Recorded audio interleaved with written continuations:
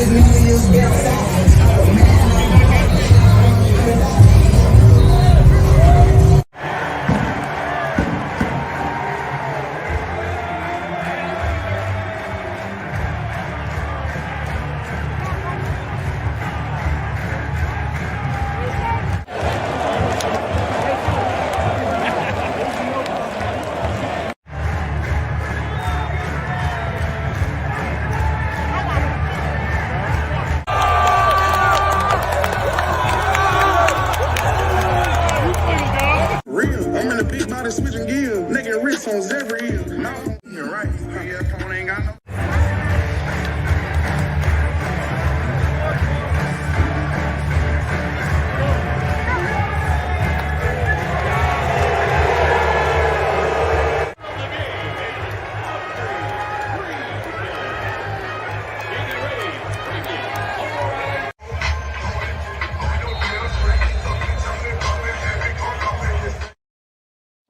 What's good, man? What's going on, man? I had to run that twice, man, to let some people get in here.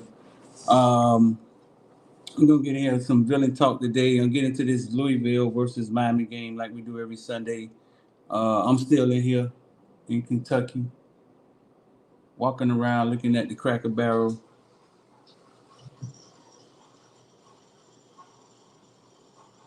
And pickup trucks. I miss Miami. Dog. I ain't gonna lie. But I'll be leaving up out of here today, you know what I'm saying? 52-45, man. I don't know the last time we saw 52 points. Should have did a research on that. A lot of interesting things. A lot of interesting things happened throughout the game. Cam Ward, let's see what Cam Ward had.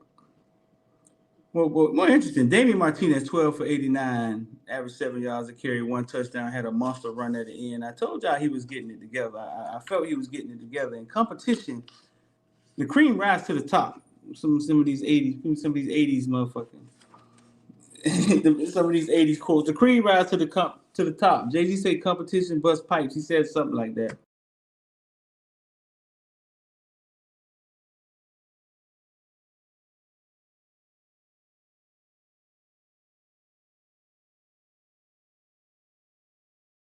All of that. I got a message from my boy Dude from Africa.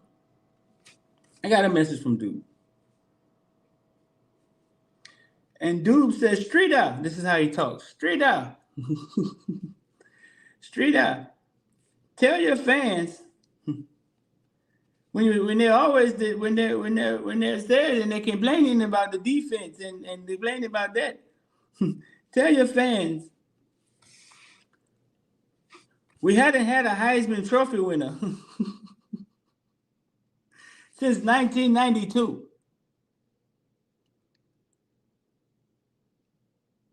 That was 30 years ago. You're watching this guy play and you're not enjoying it. It may be another 30 years before you get him again. That's how he sounds. That's how he sounds. So basically, I mean, he's saying live in the moment. You know what I'm saying? Live in the moment. Live in the moment. Enjoy what you're looking at. We all beg for it. Some of y'all prayed to the football god. Some of y'all gave a pinky toe for the Canes to be this and to have a quarterback that looked like this. And he's right. It was 30 years ago when Gino Toretta won the Heisman Trophy. They don't walk in the door often. They don't. I'm gonna bring my boys Medi and Straight Eye. That's how you sound when you talk. Straight Eye. I'm gonna bring them on the show one day. I'm gonna bring my boys Medi and Kyle in here, man. Um, what's going on, bro? You, it was good. Chilling, man. Out I the got some gate, straight. coffee. You said you didn't do the research. I did it. You want to know the last time Miami scored 50? You know, last time Miami scored 52 against a Division I Power 4 Group of 5 opponent. When? I think the timing is funny. 2020 against who? Florida State University. 52-10 ass whooping. Headlined by Rhett Lashley and Manny That's the game your Diaz. boy didn't come to, right? That's the game they coach Yeah, didn't show up, right? Mike Norville had COVID. He had COVID. And all the Florida State fans made excuses. Oh, it's because Mike wasn't here. And we had 52. It don't happen. It don't happen often. And we saw it yesterday early, bro. Like yesterday we saw it. Yeah, Miami's never had 4 50-point games in a season ever. Doesn't it feel like it could be 72? With the way defense playing, yeah, it feels like sometimes it has to be. Doesn't it feel like it could easily get to 80, bro? Like it doesn't feel like the 52 is hard to get. It doesn't. But like I said, we'll get into it.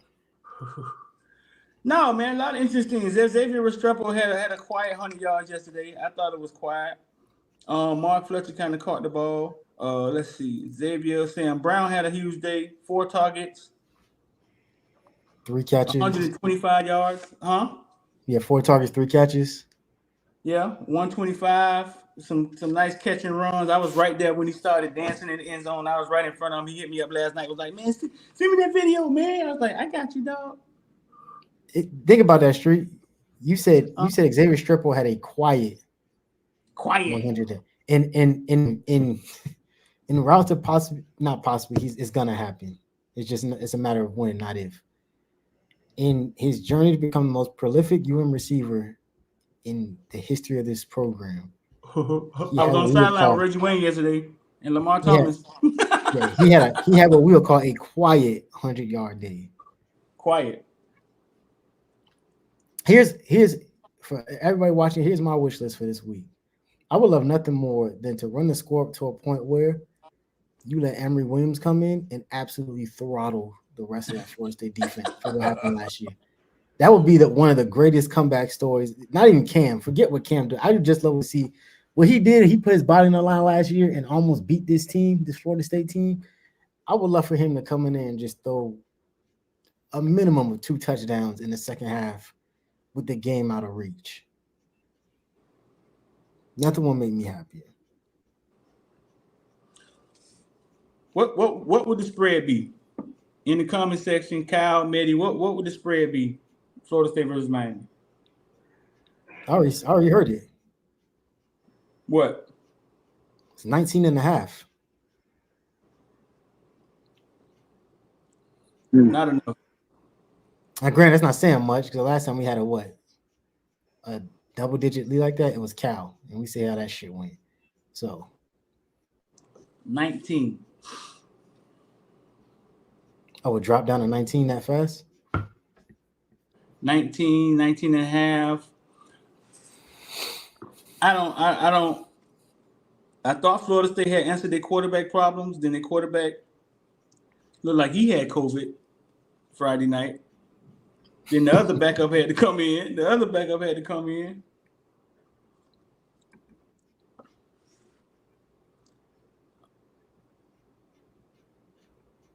We definitely owe them for what they did to us in that house a few years ago.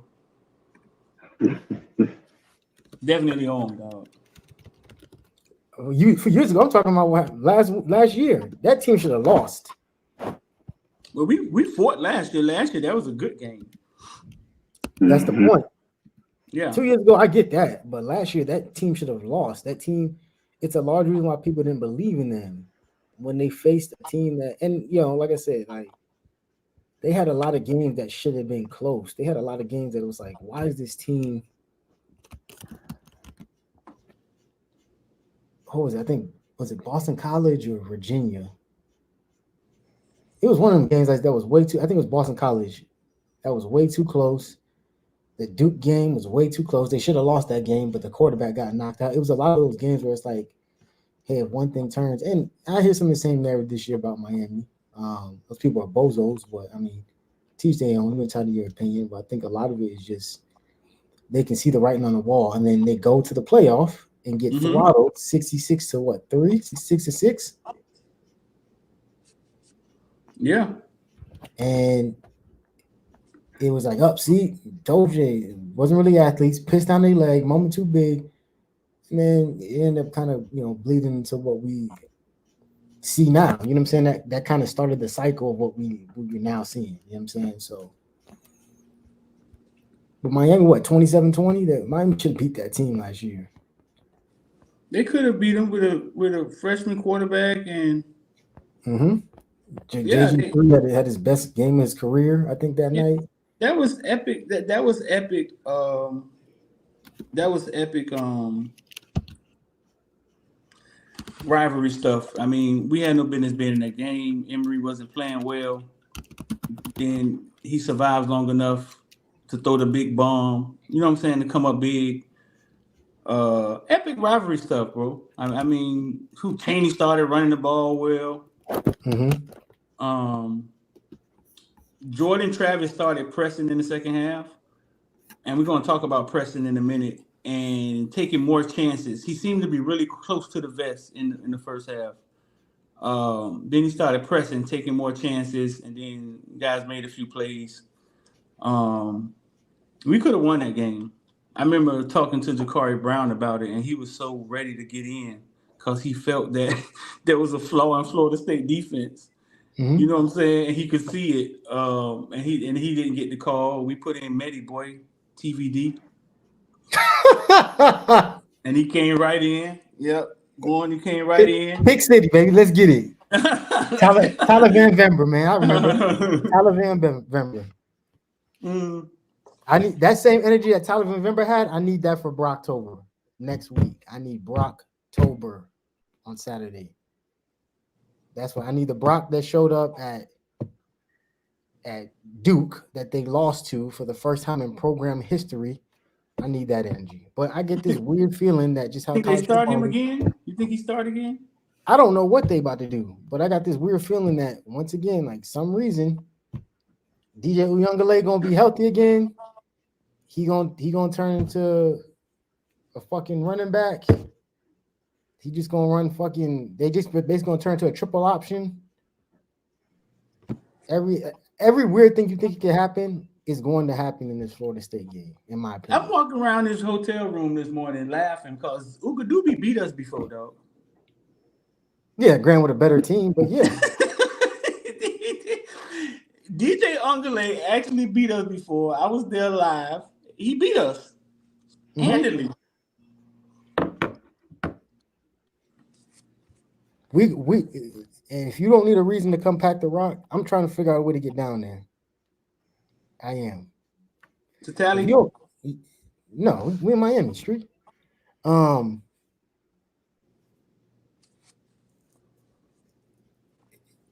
don't know why I said Tally. I was thinking Miami. I don't know why the fuck Tally came out of my mouth. Getting old, dog. I don't know why I said Tally.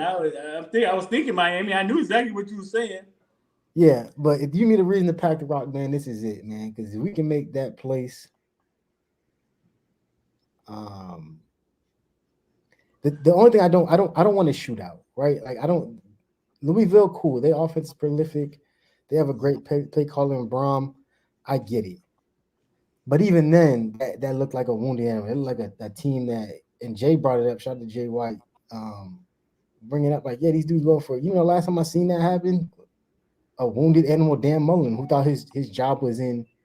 Right. His job was in, and it was. Granted, it was for Billy Napier.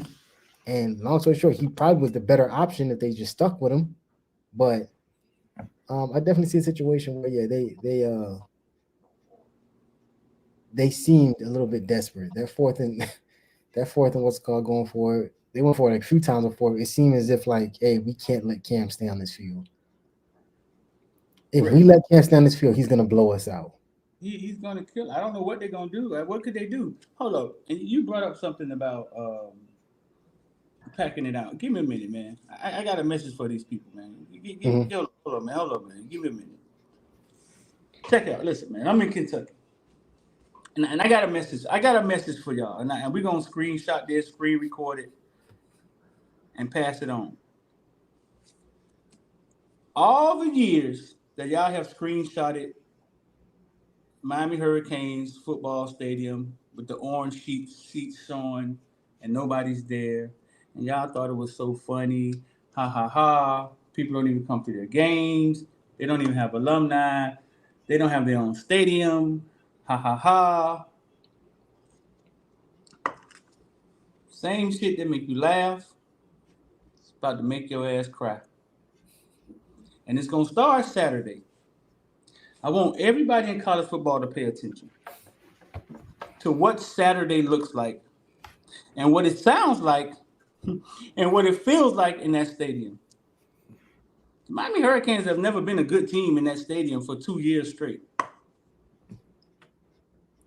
But when they are, it is some of the most threatening, intimidating fans in college football because they're not kids. They're adults. They're Miami adults. They're Spanish people. They're black. They're Haitian. They're Nicaraguan. They're Cuban. They're adults. Been waiting for the Canes to win for 20 years. Since they were kids. But when they do win, their fathers get their girlfriends, side chicks to come out and watch what that stadium look like when it's full, and watch what it sound like. And then y'all should fear. Then y'all should fear what y'all are looking at. Pay attention. Y'all laugh for a long time. This shit about to make you cry. Because we got nightclubs in the stadium. We got little arcade rooms for kids in that stadium. We got beer. We got Elon Musk robots walking around serving popcorn in that stadium. What else we got, Mitty? We got Chat GPT. They selling fresh handmade sushi rolls. We got a fishing pond, a swimming pool, a racetrack. They all coming. We got a racetrack in that stadium. We got Serena Williams tennis opening in the park. You just wait. No, that's probably the truth thing you said. It really is a tennis. It's like 3 tennis stadiums in the parking lot. The same thing that makes y'all laugh is gonna make y'all cry. There's some shit in that stadium that y'all can't even dream of putting in y'all. Here's the simplest thing: they got actual seats that you can get assigned to and sit in. Not a silver bench. There's levels in that stadium that if you don't make $500,000, like normal people never see them. There's walkways in that stadium. There's walkways in that stadium. If you don't make $500,000, you don't even get to the level. You don't even get to walk around. So they got fucking cats hanging off of roofs and dropping from. They got stunt events. They got all kind of shit going on in there, man. Like, yeah. The same thing that made y'all laugh is going to make y'all cry at a time where college football players are getting paid. They need shit to spend their money on. They need a place to be where they can spend their money. And I'm here to tell you, it's not Louisville, Kentucky. I'm sitting here right now. It ain't Athens, Georgia. It ain't Clemson, where you can't see goddamn a body 3 miles within the damn university before you get there. It ain't Death Valley.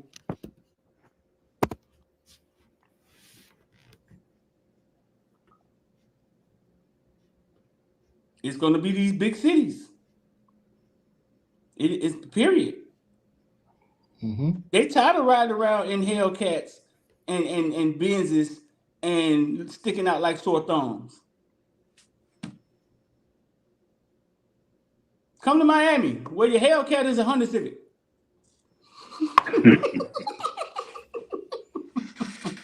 Like Hellcats. You drive Maserati, good sir. Come to Miami, where your Maserati is kind of like a knockoff or something. They look at it and they be like, look at that. What is that?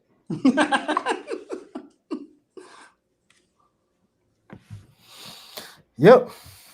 So, all right, man, let's get into this thing, bro. Listen, I got a theory, and I'm going to get you and Kyle going to have to bust it up in the comment section.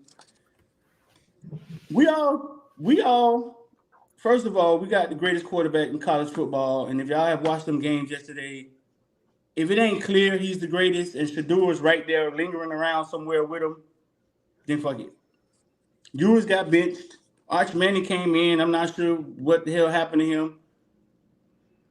Carson Beck has turned into goddamn interception central or some shit. I don't know what's going on with Carson Beck. I don't know. I don't know what's going on with Carson. You know what I'm saying? Bro, by hands down, greatest quarterback.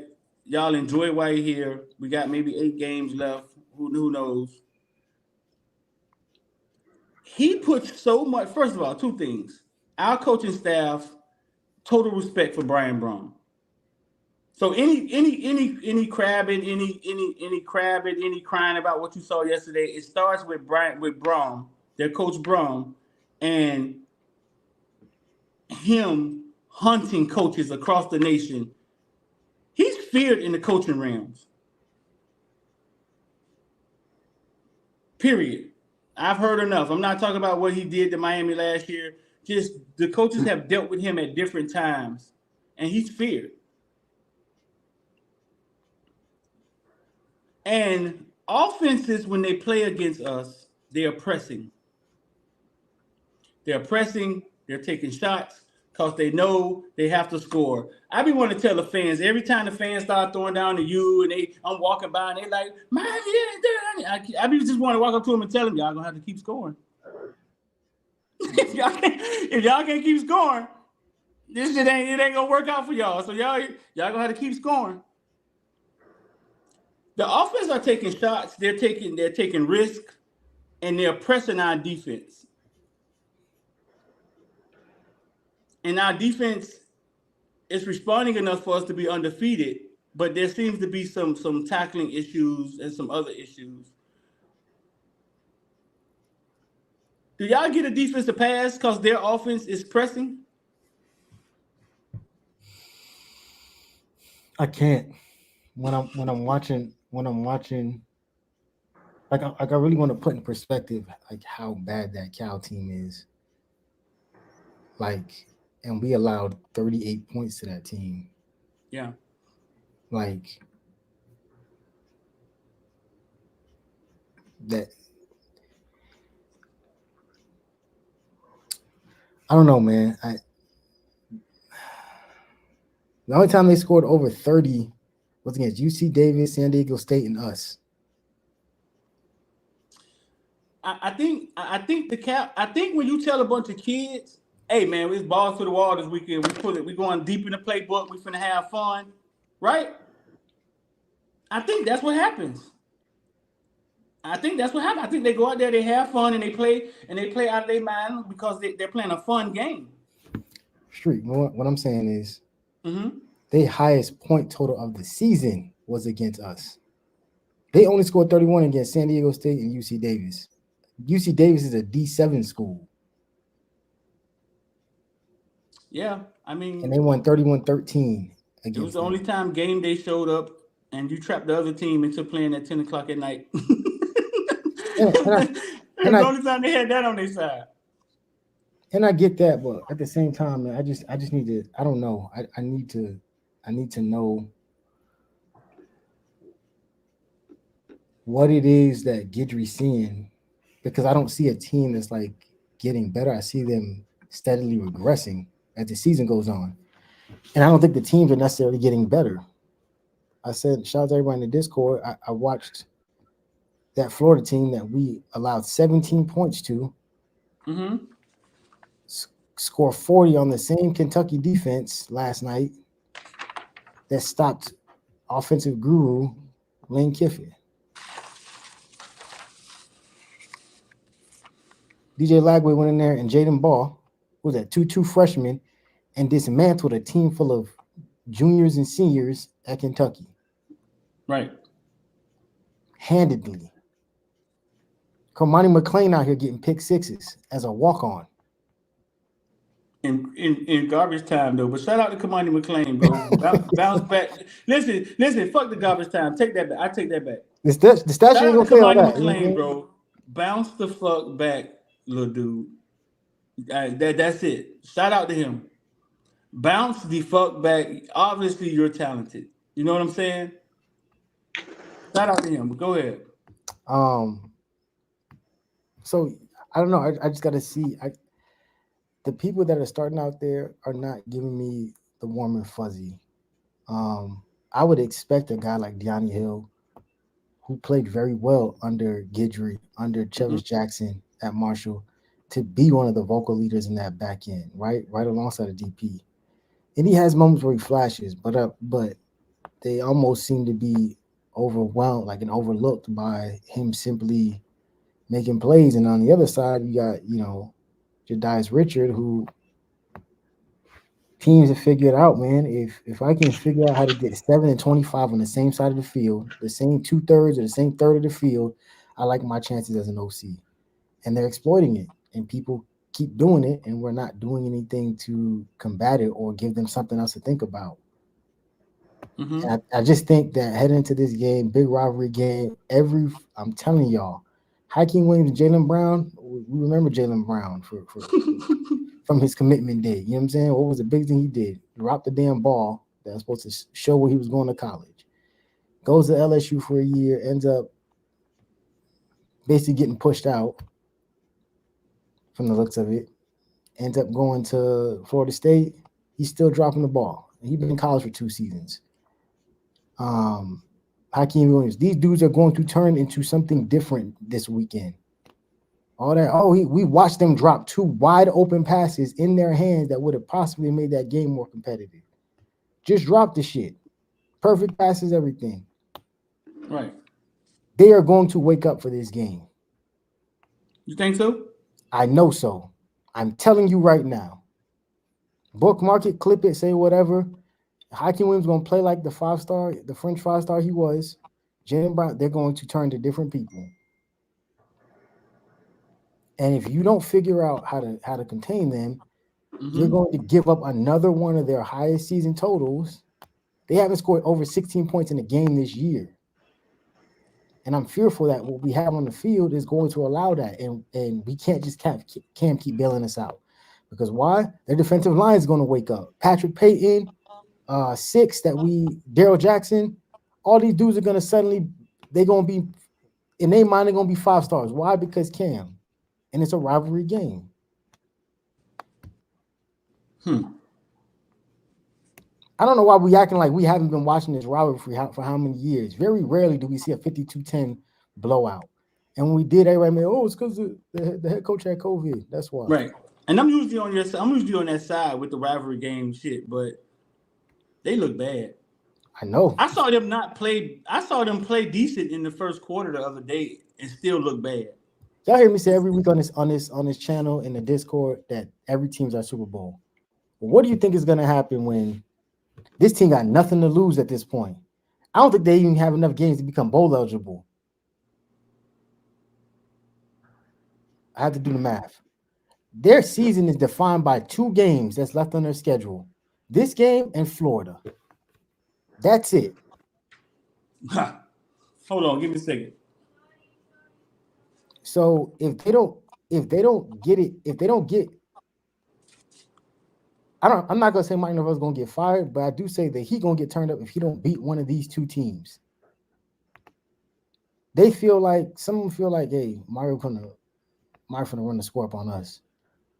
And that's fine. But Florida is like that's their friend, they feel like they have to win that game. Like I say that because I'm the same way. I've never seen in my lifetime a 1-win, 2-win, 3-win Miami team. Thank God. But if I did, my season would then hinge on winning a game against my in-state rival. That's it. getting as many recruits as I can and selling them on the idea like, hey, you can be a part of fixing this.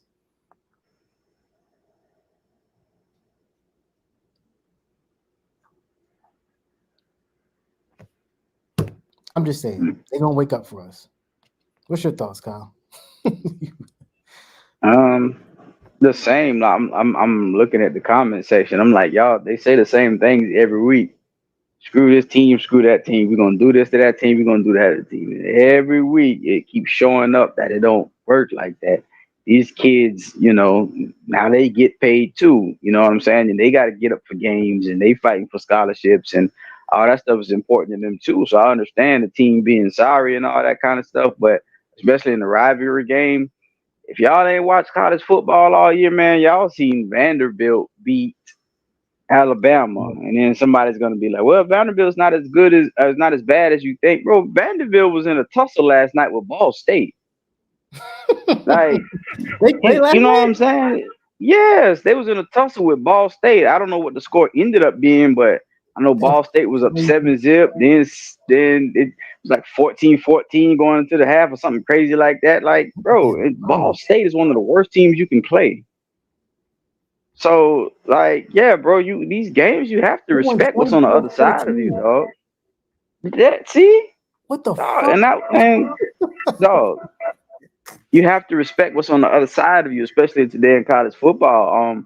I can't give you 100% reason, but X has told y'all, like, some of these teams that are sorry, they've got 24-year-old transfers on their team. They've got grown men on their team.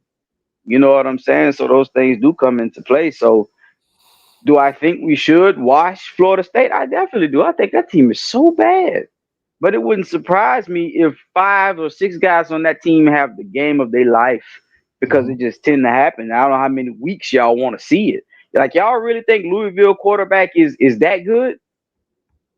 He's good under Brom, and you think he's that good? God, let me put some perspective. He outperformed Cam by only 20 yards, but he threw the ball 20 more times. He threw the ball 31 for 51 for like 319 or some shit. But then you look at that and say, well, damn, he outdo Cam, but he had to throw the ball 20 more passes. But guess what? In those 20 more passes, he threw 20 more passes, and not a single one of them got picked off. And he was throwing them up for grabs.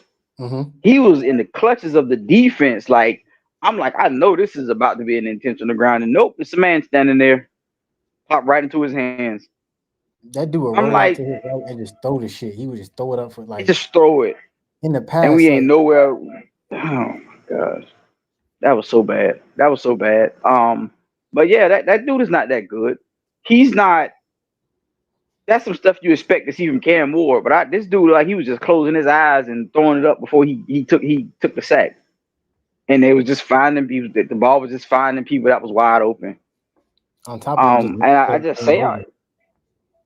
Yes, but I just say all that to say you see it. Like, this is okay. So this is where we disagree at, man. I do think the opponents are getting better. Like, I think that first week of Florida, that's what they were. They didn't have DJ Lagway. And remember what we said at the end of that game? I said, I'm glad we didn't have to play Lagway. And people argue with me up and down. And I think it was in the Discord. They argue with me up and down. I said, man, listen, I'm not saying Lagway would have beat us at all. Yes, we would have beat him. What I said was Lagway would have made the game longer than it needed to be. And now you see it. They're beating Kentucky. They're playing these other teams. Why? Because it's not Lagway alone. The team is playing inspired, but a part of that inspired ball is because you have a quarterback that gives you energy that you believe in. Like, I don't think y'all understand how much Cam Ward is carrying this team just by being Cam Ward. It's not necessarily just his passing and the team believes in Cam, and they play like that, and they play inspired, and they always feel like they got a chance. So now you see Florida like, man, we got this dude. We ain't got to worry about Mertz no more. You see how they're playing. They play excited. They play inspired. They're not hanging their head down. FSU don't play like that no more. Because they don't have nothing to. God, DJU. Then we go to this dude, to that dude, to that dude. I don't have that inspiration, but Florida has that now. So that's why I'm saying this is a different Florida team. Now you're moving on. Yeah, we look great. After Ball State and FAMU, people was, man, this defense better than 2017. This team is did it. I'm like, bro, just wait. Jalen Phillips, Tyler Barron is not Red and Jada. Let's let it play. Like all that stuff. I'm saying like, hey, let's wait. We jumping the gun. We playing sorry teams. In South Florida took us into a half of a game. Virginia Tech, you saw where it took us. Cal, they saw where it took us. Louisville, you saw where it took us. Now, in between that, yes, Cal is worse than those other two teams, but Virginia Tech stumped their feet and they had to kind of start over. We know Louisville is better, so I just think those teams, the competition is getting better. The coaches are getting better. The athletes are getting better. Well, I also disagree with Streeter. Streeter's question was basically saying, do you think teams are playing balls to the wall? I don't think so. I think Louisville may have played like that, maybe. But I don't think Cal and Virginia Tech played balls to the wall. Their big plays came on crap. Screens, running plays, all those big plays, none of them were, oh, man, this nigga don't drew up. This guy's going down. I'm finna bump. It wasn't none of that, man. It was a 3rd and 20-something screen that we threw the ball and nobody can make the tackle. It was a run to this side and nobody could make the tackle. Everybody took a bad angle. So those two teams in particular, they were just playing. They were just playing football, and the defense didn't want to play football those two games. Louisville, different story. You might be able to say Louisville pulled out all the stops.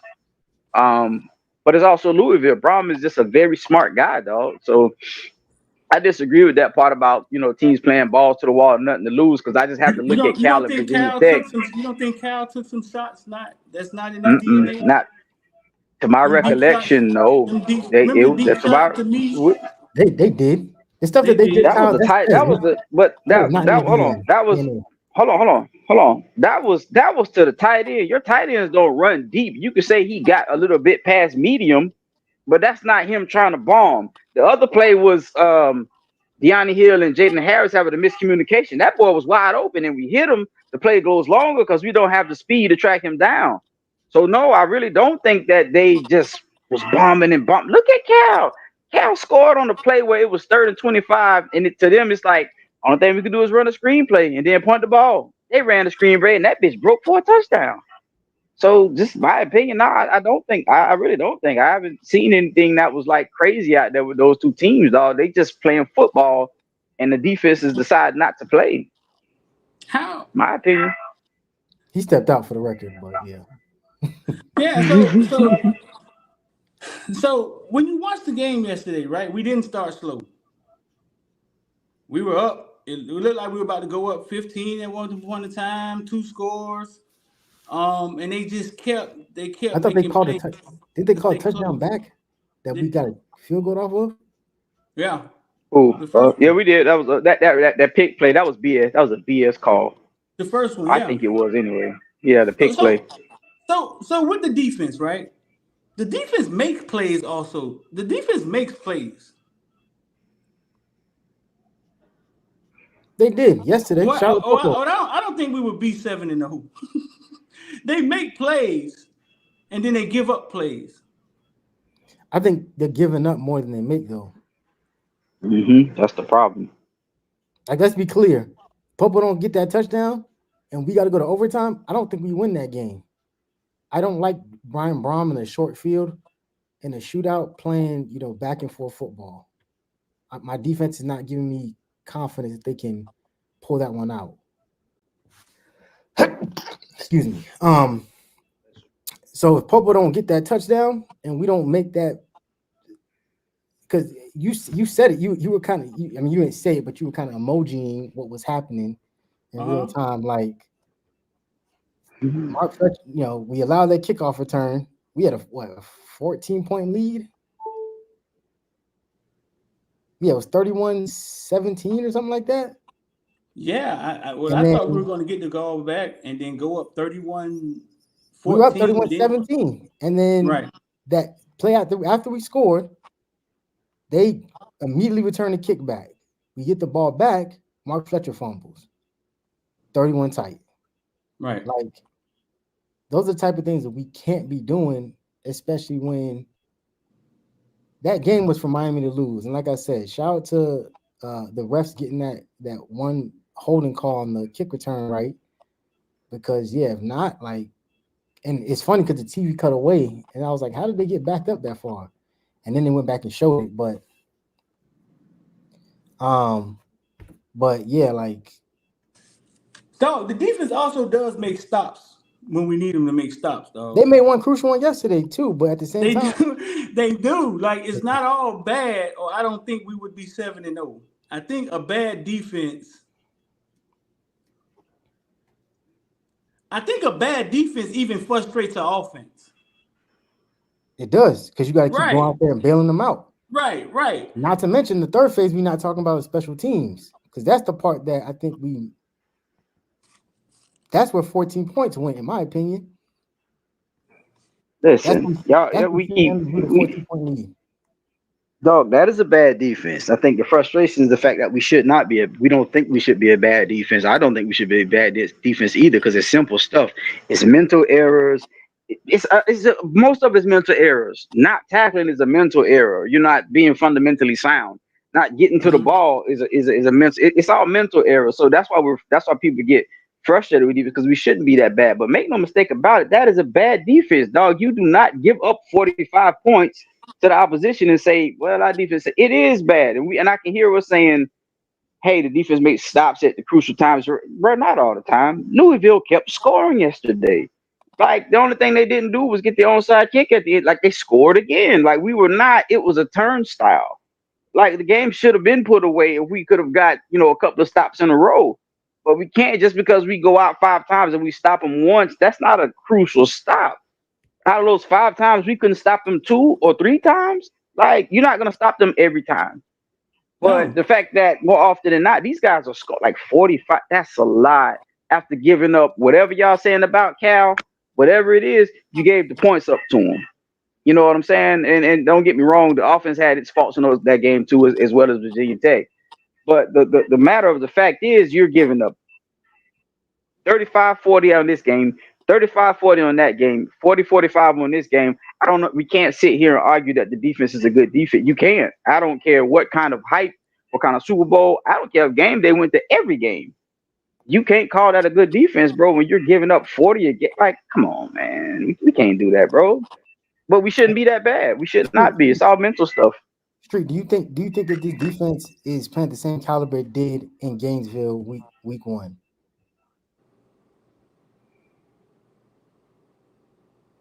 I don't think Gainesville. No, I would say no. I don't think Gainesville had the tools to fire back. I think our offense kind of suffocated them. I think they did. He was just sitting on the bench, both of them. You see what that boy Jaden Ball did last night? Yeah. Yeah. He had them saying, "Who's ETN? What does that mean? You don't know what that name is around here." Jaden Ball, 5 TDs. Right. I think and Mario's saying it, and maybe he's taking it, but it's like there is no time for it, let guys sit and wait. That's why I'm so surprised, because we're sitting here saying that, hey, with our eyeballs, let's just say eyeball, we're not gonna talk PFF. We talk about the eyeballs. We see Zaquan come in the game, and there's a difference. Him and Jaden had the same stats from yesterday. Both had 2 tackles. Zaquan had a PBU. Jaden didn't. Zaquan had 1 assisted tackle, but you know how they count tackles weird like that. Jaden had 2 solo tackles. Dog, the leading tackler yesterday was Daryl Porter. I know. I'm looking at it right now. Why is that happening? That's telling me that somewhere in the front and the back end, in that center line of defense where your corners and your secondary is, those guys are getting past the initial wave, and Daryl Porter is running guys. And I saw Daryl Porter miss tackles too. He made some plays, don't get me wrong, but he missed tackles. I think it's been a travesty playing him in the slot. He's not a slot corner. He's a boundary corner. I thought that Gidry will make the adjustment and say, hey, you see that dude with Brooks on his back? He don't catch no more passes. and it felt like they didn't. He said in the damn interview, he's like, I know Brooks. We played on South Florida Express. I know him since fucking high school. Like that, to me, the competitor I am as a corner, I'm like, cool. I'm guarding Brooks. I'm telling Gidry, hey, I don't know what number it is, 150, something like that. He said, him, Brooks, I'm on his ass. No diddy. Like, he's not catching a pass on me. That's how I look at it. But so right. So what do you take from this? The leading tacklers yesterday: Daryl Porter 9, Simeon Barrow 6, Jedias Richard 5, De'Anni Hill 4. That's crazy. Street that a defensive tackle is the leading tackler. He had 9 No, tackles. I think it's more crazy that there's all defensive backs. I'll tell you the reason. My guy used to say this all the time. You never want to be a corner with a high tackle rate. Why? Because that means you're getting caught on. That's where that comes from. All those tackles ain't coming from the running back. They're getting caught on. They mean they're getting opportunities, right? Mm-hmm. Yeah, they're getting caught on. Which means what? The quarterback has way too much time to throw. Like I said, this man threw 51 times. Not necessarily. I don't think necessarily. The ball is coming your way. The ball is coming your way. Yeah, I don't think necessarily that means they're getting a lot of time because the front four was working. It's just that the front four couldn't get the 3-4 seconds they needed to get to the quarterback at every time because we can't cover. Like so many times, this guy, we just talked about it, Medi, right? Somebody's hugging him. He just throws it up. And it just finds one of the Louisville players. And it's just like, bro, why is this man able to catch the ball? He don't even know where he's throwing it. How can y'all not see what's in front of you? It was just like, man, he did like 4 of those. You know what, KB? I don't think he's bad. I think he's actually good. Watching him live, he was very poised, right? So when you're saying he's just throwing the ball, he was. But he was throwing the ball and he wasn't bothered by the pressure, even though it was there. He seemed to be very poised in the midst of it. Yeah, he's not bad. I'm not saying he's not bad, but those throws were just like, I ain't finna take this sack, in my opinion. And I can tell you why, because the catches, the receiver, if they're paying attention, especially Kiko and West, y'all got pick sixes, bro.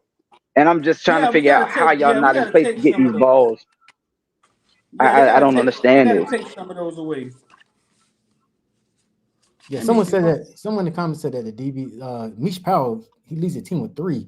He's the only defensive back that has any interceptions this season. Damn.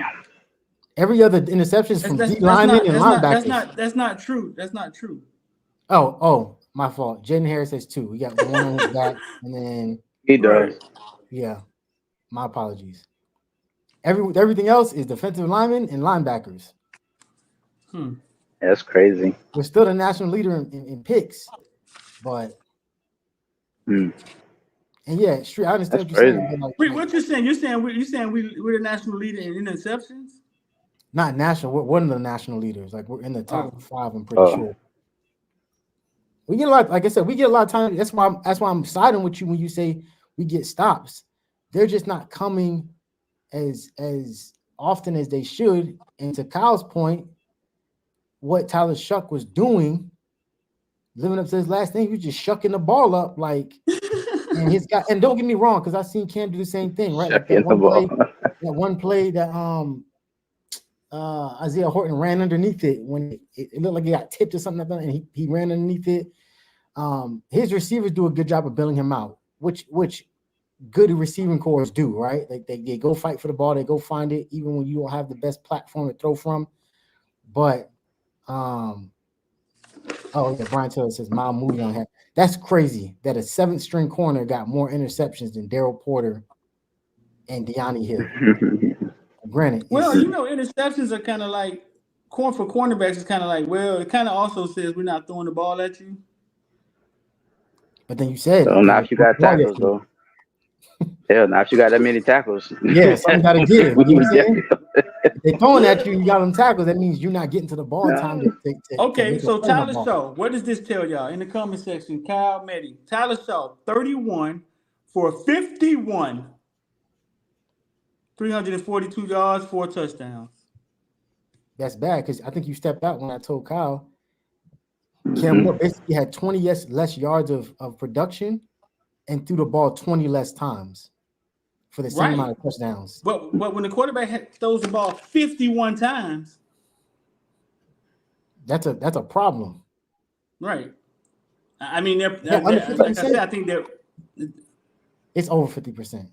Well, see, you have to. He throws 51 times because of what you started off this segment with. You got to keep up with the offense. So we can't just keep handing the ball off. Even though they're good. So we got to throw. But it wasn't like his 51 times is kind of like he was under duress. Like our guys were getting there. So Just maybe getting he all doesn't have to do, if the D line isn't doing his job, maybe he doesn't throw as many times because he's making more completions, you know. But like I told Mehdi, yeah, he threw the ball 20 more times than Cam, but guess what? In those 20 more times, he didn't throw a single interception. He didn't even throw it. He didn't throw an almost interceptions, not that I can recall. He did to He Rashard in did? that back Which corner. In one? that back corner. He jumped back and he had the ball. He just dropped it when he hit the ground. That was Jadaj Rashard, best player of the game. Okay, I don't remember that, but okay, fine. I got you. Yeah. But at the end of the day, he finished with no interceptions, even though he threw 20 more times.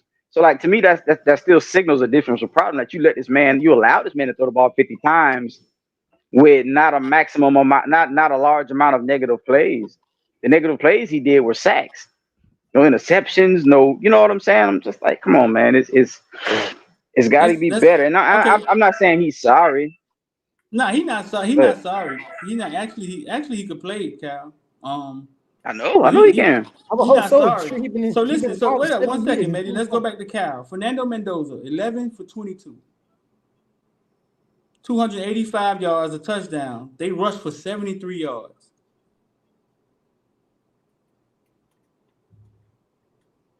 It's 38 point street.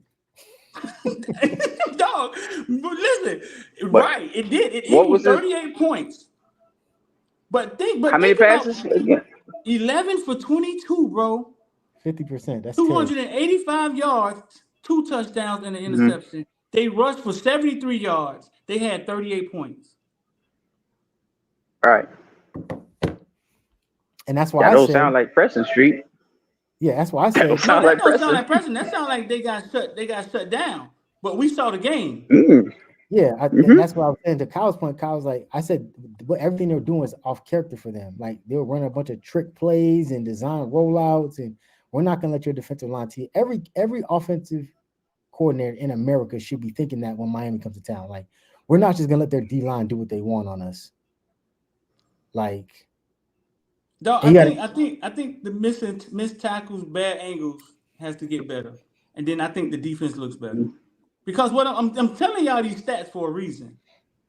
Because 73 yards rushing, 11 for 22. That means there's a defense out there that's causing some type of conflict, right? And then they're getting big plays, and big plays is what's kind of killing us. How many points we averaged in the last 3 games? How many points we given up the last 3 games? Like we can. Remember, you asked a week ago, like, what's your measure of a good offense? You like, is it total yards? Is it, and I told you what I said it was: touchdowns. How many times are you scoring? And to me, it's the same thing with the defense. All right, we held this team to 200 yards total. We held this team to 300 yards total. We held this team to 150. Hey, how many points did you give up? 35, 38, and 4. I'm just throwing, I don't know what the numbers are, but I'm just giving you. If you gave up 38, right, then you gave up 45, you get like what am I supposed to do with your, we held them to 200 yards. What am I supposed to do with that, dog? You're a bad defense. And but the point, we're averaging 39 yards given up in the last 3 games. Yes, starting with ACC play. I don't want to talk about Florida, Ball State, but let's start with the ACC play. Our last 3 games. This is when our competition kicks in. ACC play. We've given up 34 points, 38 points, and 45 points. Yes, it averages 39 points. Okay, that's bad, especially when 2 of those teams are not high-scoring teams. For context, pretty bad. We allowed 41 in the first 4 games. Whew. So to your point, Street, 0 and 15. I'm not going for the comment section for everybody. I'm not finna let Cal and Mehdi make me feel like this is last year's team. I'm about to mute both of their motherfucking ass and talk about Simeon Barrow. That's what I'm about to do.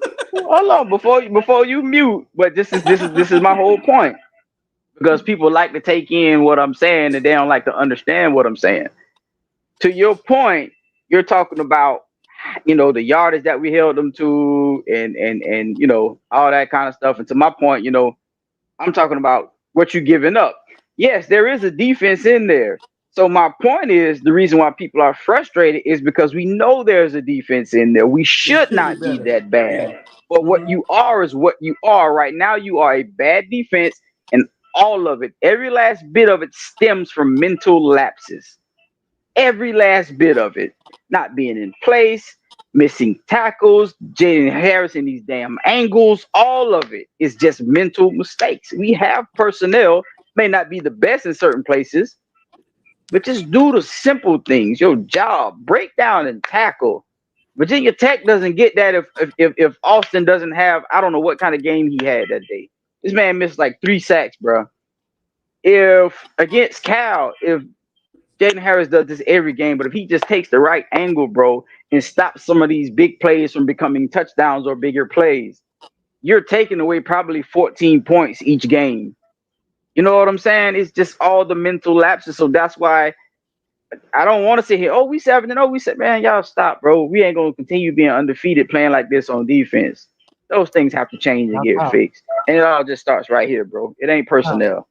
To get some light in the tunnel, man. Kind of, hey, y'all both, I'll be light in the tunnel, right? I think that was the most talented offense and offensive play caller we're going to see the rest of the season. Not saying that we won't give up massive amounts of points again. I just don't think we'll give up that many points again. I can't look at Florida State and feel good. I just think that their players are going to step up. How we get pressure on that O-line is going to determine everything, because if Manny Diaz can figure it out, I need Lance Guidry to. We pay you too much money. We give you extra titles. We gave you a raise in the offseason. I need you to figure it out. If it means benching a guy, especially a guy who's not performing like we can see Jaden Harris, then give Zaquan, give Markeith that opportunity and let them figure it out. But what we can't keep happening is you as the safeties coach, you don't coach defensive backs, you coach safeties. Travis Jackson coaches corners. Unless somebody changed something and I didn't see it, that's what the little thing says on the website. You can't keep looking at him making these mental lapses like Kyle said, and say, you know what, let's try Jaden out there. He'll get it right this week. You can't do that, bro. Like at some point you have to start looking at, hey, let's start splitting some reps, right? And like Kyle said too, cream rises to the top. Now, granted, I don't think there's another offense that is that prolific or that good on our schedule. However, as we've seen with lesser offenses, they figure out and change shit every week. Shit that they've never done. It's never been the identity. When Miami's coming to town, it's saying like, hey, let's get a bunch of motions in play. Hey, let's run a bunch of check downs. Let's run a bunch of fake fucking screens and then run the tight end up the sideline on a wheel route. Like all that stuff is stuff that other teams are putting in film that teams are gonna have to exploit. So Lance Guidry, your motto is teams are gonna do something different. You got to figure out how to stop that. Once you stop that, they're gonna start doing what they're comfortable with. Cool. I love what Florida State is comfortable with because they're ass. So if you can figure out how to stop what they're not comfortable with, what they're going to do, changing plays, arm angles, getting design rollouts for the quarterback, throwing off platform, great. If you can stop that, that means they have to go back to what they do, and you should blow them the fuck out. But you have to start looking, Guidry, at your safety core and how it's becoming more and more of an issue. So after the game in the membership, the Villan membership, we get into the Discord, man, and we could be in there for 6-7 hours just talking, and a large part of the conversation was Jaden Harris, 7, and the angles and the missed tackles, and I tell you, I know he was nicked up after the Cal game, after the Virginia Tech game. I'm not sure if he still is now. Larger conversation, and my whole thing was well, listen, with all the bad that we see, you know what I'm saying? What we see is bad. There has to be some good or a reason why he's getting the nod. Zaquan looked comfortable back there yesterday. He really did. And I'm talking about from the field, me just watching him roam around after the play, before the play, where he end up when the play ends.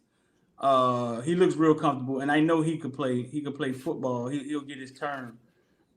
So I'm saying, like, we got to say Jaden Harris. He was a defensive back of the week at ACC. With all the bad we see, there has to be something good, right? This is what I'm saying, right? It has to be something good that he's doing, and you take the good with the bad. So we get off to them. Uncle Luke calls me. Talk about Uncle Luke. He just got his He just got his all his man, what is it called? Masters. He just got his masters. He just won a case, had to wait 30 years. Oh, word. Yeah, had to Hey, wait 30 years. Somebody what's he up? trusted to be his accountant or his finance guy came in 40 years ago, man, and stole his masters from him, bro. Like shit. And he just got him back. So Wow. he calls me, we talk about it, yada yada yada. And then he says, Street, who the fuck is number 7? I just defended him for 6 hours in the Discord with the members. Hey, Street, who's fuck is number 7? I say Restrepo? No. Because I knew what he was and he just talked about the bad angles Oh man. and the missed tackles. And Jaden Harris, I remember when DVD recruited him. He recruited him because of his mentality, his physicalness, but he hadn't played a lot of football. De'Arne Hill hasn't played a lot of football. I think he started in 11th grade or something.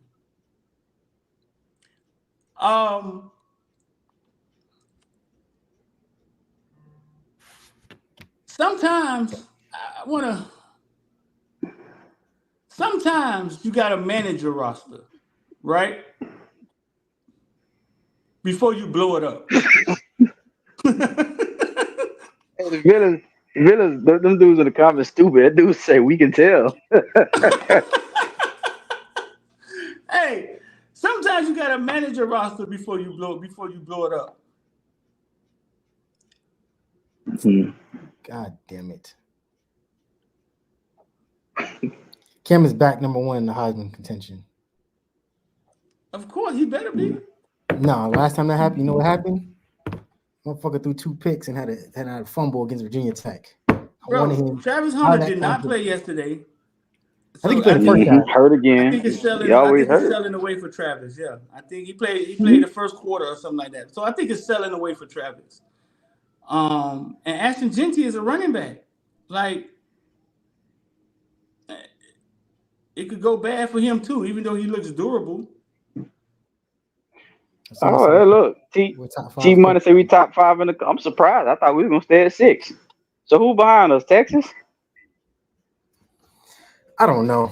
Let me look it up. Surprised. Now that I keep telling you, I don't care. I want us to let's stay back. I want us to stay back. I don't care about none of this shit. I want all this shit to be. Give me that shit in the postseason when the season's over. I don't care about it now in the season. I don't think it's gonna affect this team like the other teams. So they put Texas behind us? Must be. Who? If he said we're in the top 5, it had to be Texas because it ain't gonna be Georgia. It's Oregon, Georgia, Penn State, Ohio State, Miami, Texas, LSU, Tennessee. Yeah, they stopped giving motherfuckers credit for losing. Motherfucker. Mm-hmm. Yeah. I'm tripping. But now, but 13, but they moved up 5 spots. But no, back to Shooter's point, like what you were saying, we got to manage the roster before we tear it down. Sometimes you gotta manage it before you tear it down, or before you, because you could mess a freshman up. Like you could throw a freshman out there, right? And if it starts bad for him, you could mess up his whole career. Mm-hmm. So go ahead, say what you're about to say. Oh no, I just want you to finish, but I understand what you're saying. Like I was telling them last night, we talked about it. I ain't even talk about Zaquan. I mean, Markeith is still back there. He ain't no freshman, and he was good enough to start in the Rutgers bowl game. I think he should be good enough to spell Harris more than he's been spelling him. Because when he got hurt against Virginia Tech, Markeith was the guy that came in, and I get Markeith is small, and I get he may bounce off tackles, but listen, if Jaden can't get his hands on the man, what's the difference between him and Markeith? Markeith can at least trip somebody because he's gonna take the right angle. And I like, and I understand what they're doing with Harris, right? Because he's a great kid. He's a great kid, hard worker, got all that mentality that DVD was talking about. He is, and he's fast. He's athletic. But sometimes you may need to take a step back, or sometimes you might need somebody to light a fire under your butt. But I see why they play him, because there's a lot there that you can get out the kid. And like I said, well, maybe they should move him back to nickel or something. Move him to nickel because he is fast, because he's got decent hips and he can tackle. Maybe he can play nickel. We need another nickel. You know what I'm saying? With the whole Brown situation going on, but I don't want to give up on Harris. I don't want nobody to get that twisted. But I just think right now he's hurting us a lot more than he's helping us, just from my eyesight. Like y'all said, I don't get the all 22. I don't know what goes on in film. But from my eyesight, that's too many big plays that you've been a part of. You know, yeah, somebody like Jay White was saying, somebody in front of him should have got to that man first. But bro, you the last man in the line of defense, and you keep taking these bad angles, and guys keep busting loose. So at this point, we got to give Markeith a try. We got to give Zaquan a try, and then, hey, bro, you just keep on grinding till you get back to where you was against Florida, bro. Sometimes you need that, bro. So don't get me wrong, I ain't giving up on Harris. I like Harris. All right, well, that's cool. Shout out to Uncle Luke in the comments, man. But yeah, his point. I see too many times. We're what, 7 weeks into the season, and I've seen too many times pre-snap a guy moves, and that whole back five seems like they're still trying to figure out who's gonna go where. Mm-hmm. Like, and more often than not, it's me pointing something out and telling somebody, and it's like not arguing, but it's like a small disagreement about who's gonna cover what, and then the ball is snapped, and then it's like, well, fuck it. Confusion. Too much confusion. Yeah, and that can't keep happening. Now, I don't know if Zaquan go in there and just be more confused than them, but I see when he's in the game, it's a lot of too high sets. The defense accounts for him, and when the play's done, like you said, Street, he's somewhere around the ball. Right. And you see a few snaps that he is playing. Why? Right. Because I think he's more instinctual as a safety because he's done it his whole life than Jaden Harris. Right. I said in the Discord this morning, and no disrespect to Jaden Harris is an athlete who's probably better suited to be a soccer player. He has a soccer background. I think he's half Hispanic. But we need somebody with instinct out there so that when the game, you can tell guys who play safety, because safety has to be one of the most instinctual positions because you have to do so much. You have to look at what's in front of you. You can't let nothing behind you, but you also have to know, hey, if we're going to a cover 3, if we're going to a cover 0, if we're going to a single high safety set, if we're going to a 2 high safety set, where you're going and you don't have a lot of time you just have to make this shit happen. And when I'm seeing a simple motion happens or a guy doubles back, it's like I see a bunch of pointing and calling out, which is great, right? Run, talk, communicate. That's Gidry's thing. But the run, talking, and communicating is not effectively working to stop whatever it is that they're doing in front of us, and then big plays are happening. I think we gave them 8 explosive plays yesterday, which I think 20 yards. Yeah. Whether it was runs or whatever. Shout out to Luke, man. Luke. Off topic though, 30 years is a long time to wait for any fucking thing, right? We waited 30 years to get another Heisman Trophy candidate, right? Yeah, so that's how long Luke been waiting to get I Want to Rock back. So now that you got it back, I should be able to use this shit on all my videos and don't get deamed. Because I'm just gonna say, where it says, did you have rights to use this? You fuck yeah, I got rights to use it. Free it, man. Free it, man. You like my dog Kendrick, man. Free it.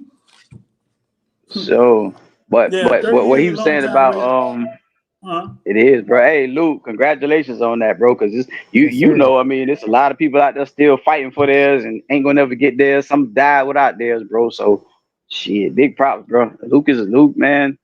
You done did a lot through history, bro, and that's a part of it too, bro. For real, you guys be fighting for their masters forever, man. Prince had to change his damn name just to get ownership of his own life. Prince had to change his name to a symbol. Right. Jesus. Yeah, Luke say shit. We waited 30 years to get this team we have now, right? 30 years for Heisman Trophy candidate, 30 years for team. Dog, listen, like I said, man, football conversations are funny. Like we having this conversation, it sounds just like it sounded last year. Yeah.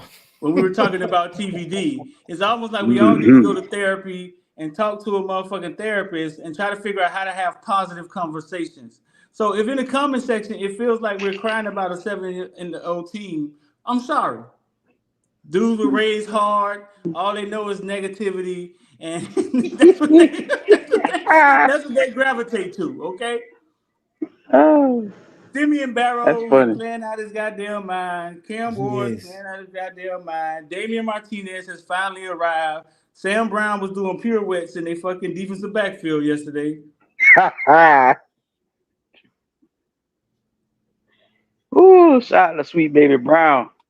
Oh, that's crazy as Yeah. fuck. Anyway, is there, because I was going back and forth because he did drop a pass. Let's go ahead and say it on live right now. Sam Brown slander, is that happening this week or no? No, it can't. Not this week. Yeah, It can't. I saw the he can motherfucker breathe doing this the week. two-step in the end zone. It can't. Okay, just making I sure. mean, Hopefully football, in football, yeah, all you yeah, need is yeah. an opportunity, and you got to seize it, right? Him and Damian Martinez were given ample opportunities, and we know why. It looked like they may be arriving. Okay, fine. They got the opportunity. And I it looked like they take the made time to AJ Allen appreciation post, man. You know what I'm saying? that. AJ Allen is the weirdest shit. It is. They released a dog, but I think that's the beauty of having depth. And people may like it a lot. He may not like it, but I'm just saying what it is, dog. When you give, that's all I want for the defense to do. When you give a defensive coordinator something else, like who the fuck is 28? Who is that? He pulling his. Who's 28? Who is that? Who is he? Tell me who he is. That's the part about depth that I love, right? I just want you to give them something else to think about. Every week we send their fig trying to and it's not just this year, it's every year. We trying to figure out what's buddy name that was from Clemson, the tight end. Oh my gosh, he got one of them throwback names. Yeah, something Stool. Brennan School. Jake Brennan. There you go. That motherfucker had a field day, and I'm sure we sitting there like, who the fuck is 9? Who is that? Catching all James Williams. This dude had a career day against us. That's all I want for the defense. That's all I want if we have it for the offense. If you can throw somebody out that they never they didn't go to allow. They were like, hey, AJ, we don't know what it is, but you got something this week that we gonna need. Go out there and show them. And the motherfucker showed it. Yes. Luke said he got a question. I have a question about the rotation at running back. How come we did not see the 2 starters at the end of the game when the game counted the most? Didn't they say Mario? Well, no. Let me correct that. I apologize. I reported it wrong. The way my boy texted it to me, I read it wrong. Mario came out and said that Merritt came to him and told him, hey, AJ's that change of pace back that you're looking for. Gotcha. Mario's like, okay, let's do it. You know what I'm saying? And so I thought it was a weird spot to put him in, but you have to, if you're thinking like Mario and Dawson or whatever, they're thinking change of pace. So that's why I'm not going back to Martinez and Fletcher, because it's the same thing I've been giving you all game. Mm-hmm. I want a change of pace in here. That's why they went to Allen. I still think it was a weird spot to put him in at that time, but for them, that was the time that we wanted a change of pace. We wanted to give them something different. And so that's why he got in the game. But you saw when the fourth quarter came, at the end of the fourth, the starters was back, or Martinez was back in there. So, I thought it was weird, but it was beautiful.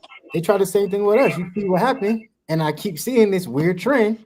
All these former Miami players get to somehow figure out, like, you know what? I'm going to get my lick back on Miami today. We seen a couple weeks ago with Caleb Downs, you know what I'm saying? At the game of his career. Mm-hmm.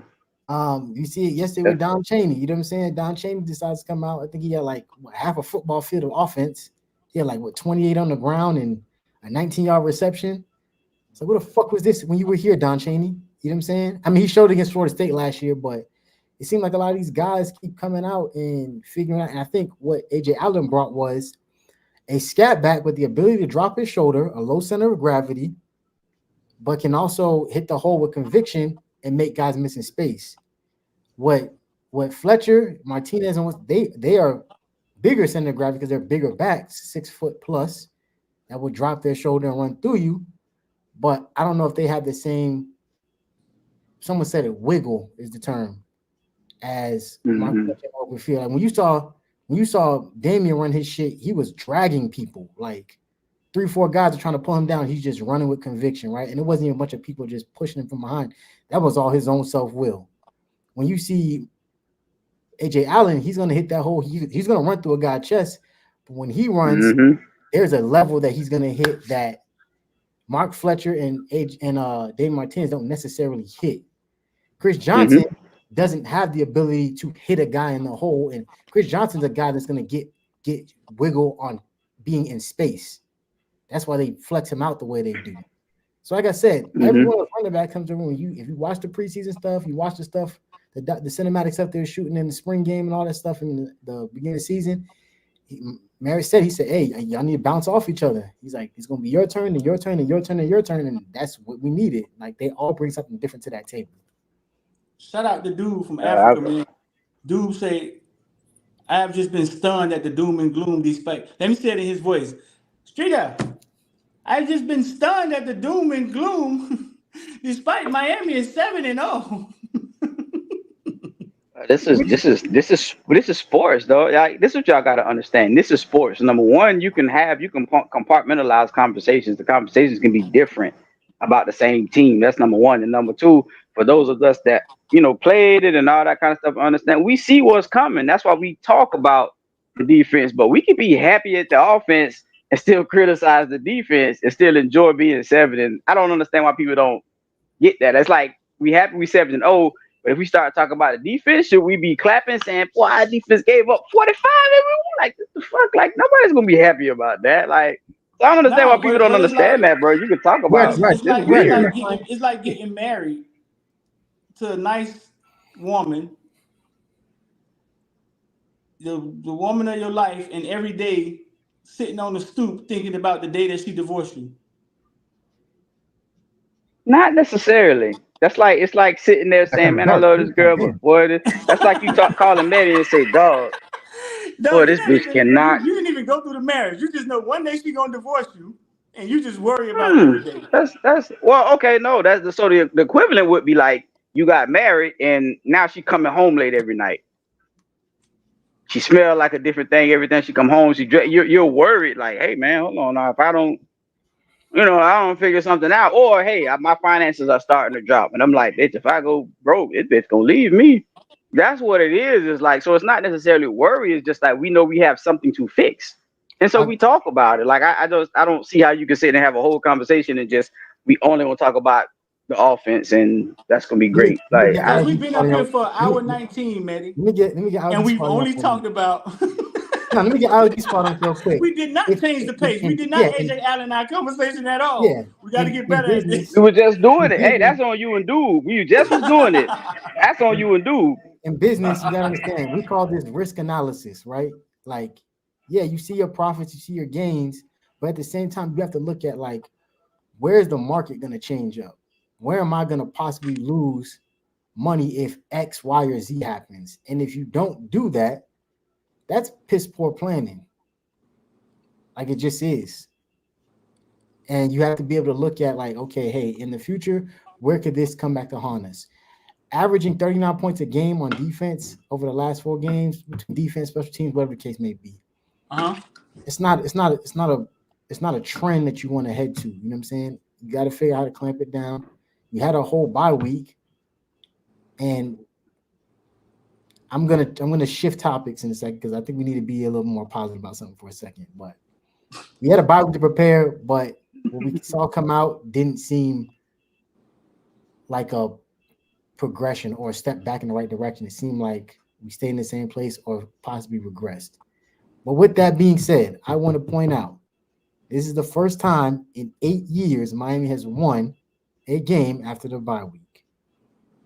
I want to shout out Mario because he seems to be, since he's been here, he's breaking generational curses. From beating SEC teams. What's it, generation? It is, dog. From beating SEC teams to beating Clemson finally to after the bye week. Shout out to Mario, man, because he oh my God, figured something else right. We finally got a good father in the house. All right, Miami, we got it. Let's go. Yeah, I think Luke talking about you, Kyle.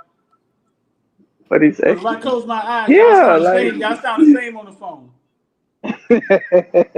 Cause Luke is a coach, and I've said that before. I see the game like a coach. Like, I can guarantee y'all this. Let me tell y'all this. I can guarantee y'all the team is talking the same way we talking. The coaches is talking the same way we talking.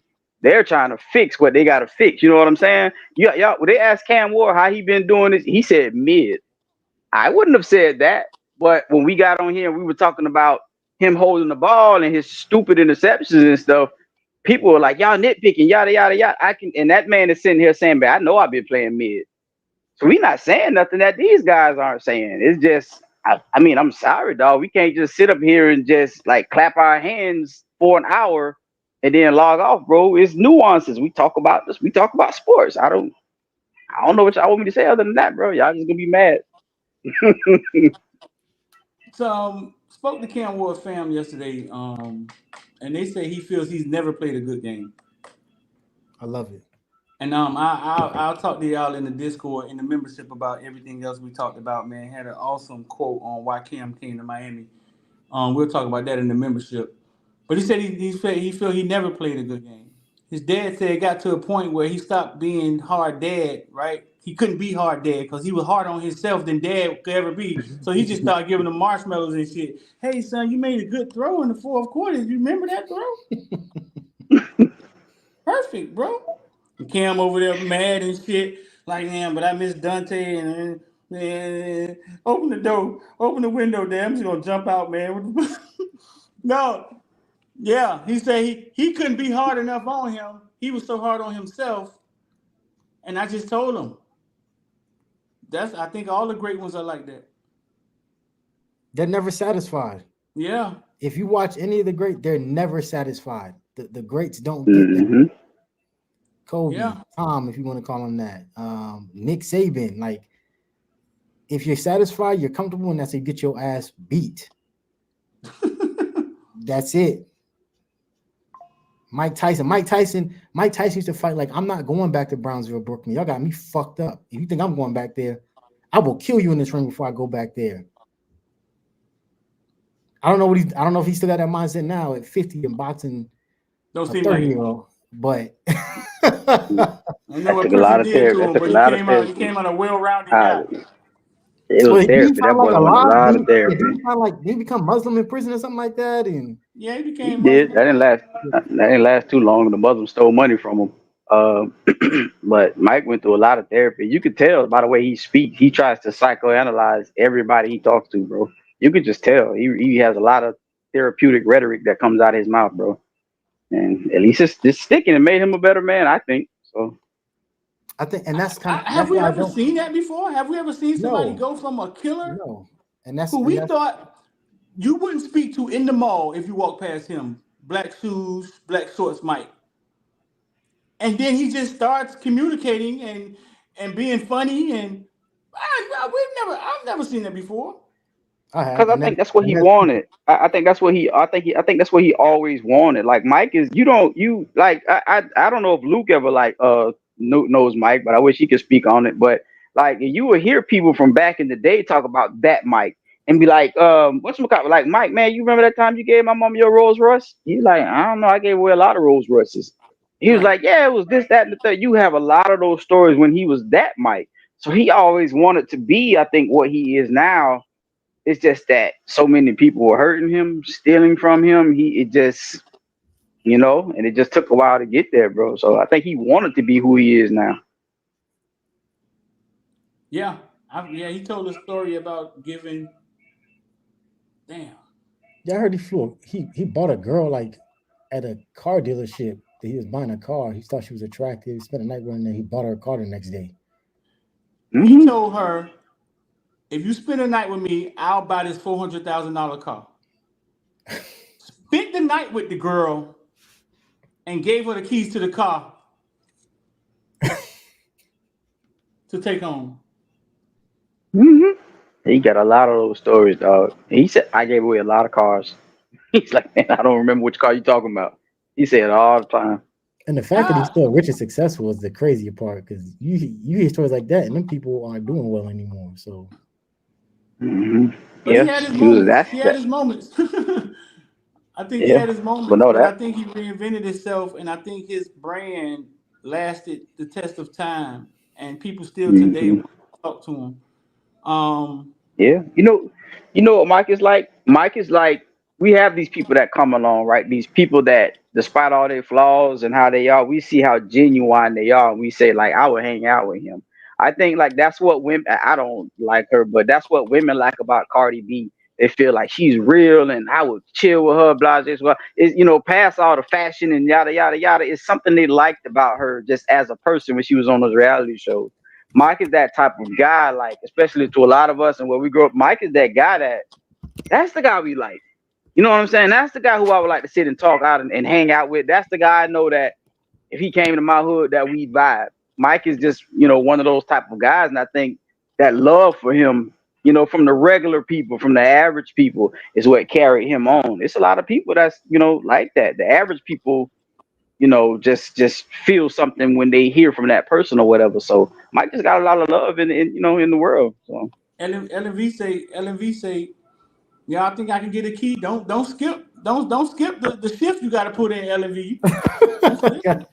And late night, you see, I put right underneath that. I said, yeah, hey. She had to put he just get it up for nothing. He had to put some hours in on the night shift now. We don't know what she had to endure. We don't know if the security guards was there, so you got to bust that thing wide open, then you get a key. Listen, Holyfield won the first bite he done did, so you want that key bad enough, Ellen? I'm sure you can get it, baby. Shout out to LMV, man. Coach Hayes, assistant. I like the Hayes Street assistant. I ever told y'all my Cardi B story, dog? Nah, go ahead. Damn, LMV said, maybe I can read. Oh, okay. All right, well, maybe you get a key, LMV. All right. You got the right mindset. You got it. You run through a wall for Mike Tyson. We'll get all these football sayings. Mike gonna run through her wall. When Cardi B was on Love and Hip Hop or whatever, just a regular person, I didn't know who she was. I came in the house one day, my girlfriend was watching it. And I just happened to look at the TV and she was up there with 3 different girls talking about farting or something, digging boogers. I said, Kia, who was that girl sitting in the middle? Which one? The one with the messed up teeth? Oh, that's Cardi B. She ain't nobody. She used to be a stripper. You know what I said? I said she's a star. What you mean? I said she sticks out like a sore thumb amongst them 2 girls. Bro, this was before rapping. This is before anything. For Love and Hip Hop, all that. This was Love and Hip Hop. This was before she thought about doing Bloody Shoes, one of her first rap songs. This was when she was just on Love and Hip Hop. But I think I have an eye for things. Like I could see that she's a charismatic personality. Very. And that's what it is, Kyle. She has that it factor that goes past talent. You walk in a room and she brightens a room. And I saw it through the ratchetness, through everything she's been through. Man, if you ever watched that movie, they were drugging dudes, which is the craziest thing ever. You could make a movie about it, but you can't rap. They was in a strip club drugging dudes. And the one that had J-Lo in it? J-Lo was the producer. J-Lo was kind of like the main girl. There's a scene where she's teaching a girl how to lap dance. I think she's teaching J-Lo. There's a scene in that movie where you look at the scene and you're like, Cardi B should have been the star of this movie. Not J-Lo. And we're talking about J-Lo. Right. Yeah. She has that it factor. And I don't know. I don't know. Could you imagine being in love with somebody like that? Huh? That'd be crazy, man. Exactly. All the time, like, I don't know if I want that, but that's something he can bring on his Hustlers. That's what it's called. Yeah. So no, bro. Listen, it ain't all bad. We are 7-0. If y'all just getting in here and y'all think we took y'all back to last year TVD throwing interceptions, it's not all bad. It's not all bad. Not at all. We 7-0 by the hairs of our chinny chin chin. Before we get out of here, I got another problem. I believe across college football, the parity that we're seeing has a lot to do with the transfer portal, one. Guys, kids having money. You see Karen Lacey after every game, he's putting on a different chain. I don't know how many he got. Who? You know what I'm saying? Karen Lacey, the wide receiver from LSU. Oh. He just got all these different diamond chains. He go live in the locker room for like an hour, and they just walk around stunting. I think money can change some kids who aren't used to it, and I believe that. Oh, look at the Dolphins just scored a touchdown. Goddamn! And I believe that. Oh boy. I believe that Let's when go you start Fins. plug and playing kids on teams through transfer portal, right? You don't have continuity. Like Cam Kitchens and James was our safeties for what, 3 years, right? Mm-hmm. Yep. Yeah, I believe across college football, there's the continuity has went down, which I think turns into big plays, turns into guys being out of place on defense. Yeah, I believe so. So you can only focus on your team at a time. We only pay attention to our kids, right? We don't focus on other people's kids.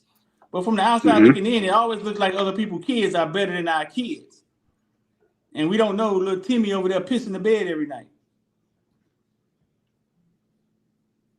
Well, let's give him some of that positive stuff before we finish out the show, because I thought that the offense looked the best to me. I don't know what the yardage ended up being. I think it was like 538 or whatever. The offense looked the best to me that it has all year. It was clean. It was crisp. It was precise. We took short. We took medium. We took long. Cam Ward was absolutely masterful. I know everybody probably feels other games where he did more crazy shit, but those other games he had like 3 picks to go along with it. This was masterful, man. He was taking what was there and still taking what he wanted at certain times. It was just done in the proper way. I thought the O-line could have played a little bit better, but it's not like Louisville doesn't have athletes. And I told y'all before, I think there's something wrong with Arnaz. That's not the same Arnaz. I really believe that man is hurt. But, Jalen Rivers was a big boost back. And the Villains had been talking about it because they kept saying, Mario's going to keep developing Bell. So you saw packages where it was Bell and Rivers. You know what I'm saying? And it's good to have that depth and create that depth and see what it's going to look like. The running game, I think it just, we've been needed to start Mark Fletcher. And I think that just put another gear in the back of Martinez, like, okay, I need to run like this. I can't do Oregon stuff no more. Let me run like this. And you saw it. I've been screaming free AJ Allen all year. I really hope he gets more carries. We didn't see much of the tight ends, but like when you're winning and things are going well, let things go well. You know what I'm saying? We did try to hit Arroyo. I think he was being double covered. He's being blanketed. So man, the offense was just like superb, man. Like it was beautiful. Like every time we got the ball, I was just like, look, as long as we don't have a slip up on offense, we're gonna win the game because every time we get the ball, we're gonna score. And the only thing that kept that from happening, we had a fluke fumble by Mark Fletcher. It happens. You know what I'm saying? But outside of that, we get the ball, we going down field. What you gonna do about it? They bucked us for that first touchdown, but it was like every time we touched the ball, we was going downfield. So perfect game by the offense, man. I was floored by the offense, man. I absolutely loved it, bro. Right. You got any positivity, Mitty? Yeah, I do, man. Hey, it's Miami versus the world, man. And I'm gonna just be completely honest with y'all. Like the media bias is outrageous. Even looking at today's poll for the Villains, y'all heard me say we needed Duke and Syracuse to be ranked for some reason. 5-2 Vanderbilt. 5-2 Vanderbilt jumped 2 1-loss teams. And I get it because who they beat, Alabama, cool, but Alabama is not even Alabama as we know it. That might be a 3-4 loss team the way that they're playing. So it seems as if like the idea of us getting a ranked team back on our schedule to kind of help boost our record is not going to happen because they don't like the ACC. So all we can do is just beat the teams we beat on our schedule. Once again, we're just pointing out things, doing risk analysis, identifying where there may be slip ups in the future that other teams will try to exploit, and that's it. But yeah, we just gonna have to fucking beat these teams, hopefully, but to sleep, so it's not a question. Because yeah, we're at that point in the year where style points are gonna have to matter, and if you win a bunch of close games against teams you should be top to bottom better than, you're gonna end up looking like Florida State. Fortunately, there's 8 more spots than last year, so there's still a shot to get in, but trust and believe they will put you against the hardest matchup to get you knocked out sooner than possible. Why? Because they want ratings. But I do say, like I said, we need to pack the rock because the message is getting sent that when Miami is up, Miami is up. So take y'all ass to Hard Rock Stadium. Saturday, 7 o'clock, prime time. Go to the club upstairs afterwards, do whatever. I don't care what you do. You know what I'm saying? But it's going to be a long one of them days anyway. You might as well get you a couple hours of tailgating in, get you some hen dog up in you, smoke some Black and Milds, and go turn up and watch the Kings, man, drag a Florida State, Leon County team that I don't think is going to be that good. So Leon County. Hey, you know what I realized yesterday, y'all? What I realized yesterday that the key to this team, if we're going to win a championship this year, is the offensive line. Why do I say that? Because I watched Georgia. This is the second time I watched Georgia, and I watched Georgia and Texas. Texas was the only team I hadn't really watched. And if our O-line can keep their D-line at bay, I ain't worried about nothing on the rest of those teams. I've seen Beck and Ewers and Manning get flustered. I think Georgia offense sucks. Not suck, but that's not an offense to be afraid of. On defense, you saw Texas. Like, I'm just like, I'm looking at it like, hey, there ain't no number one in this country. It's not. So as long as when we play those games, because I don't know what they expect from our defense, if our O-line holds up, we're gonna score on everybody. So to me, I think that's the key to this season, that O-line, because I'm not worried about anything Cam is doing.